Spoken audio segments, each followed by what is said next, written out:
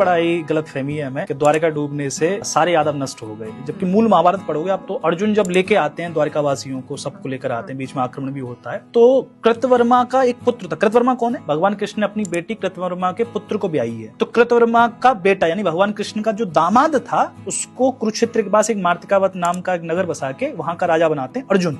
तो भगवान कृष्ण का दामाद बचेगा जो कि यादव है। फिर सात्विकी का एक पुत्र है युयुधानी, उसको सरस्वती के तट पर एक पूरा नगर बसा के देते हैं। सात्विकी कौन है? जो भगवान श्री कृष्ण का सबसे प्रिय सखा है। उद्धव और सात्विकी दोनों बड़े प्रिय सखा हैं। तीसरे वज्र, जो भगवान श्री कृष्ण के ही प्रपौत्र हैं, प्रद्युम्न, अनिरुद्ध और फिर अनिरुद्ध के पुत्र हैं वज्र, उनको दिल्ली का राजा बनाया जाता है। ये दिल्ली अधिकार में थी यादवों के। ये 3 वंश तो बचे ना वहां से, फिर वो आगे चलती लीनेज। लेकिन ये कहना कि द्वारका के बाद सब समाप्त हो गए, ठीक है, उसमें मारे गए प्रवास तीर्थ में, लेकिन वो अंधक, वृष्णि, भोज और यही तो थे, 2-3 शाखाएं तो थी।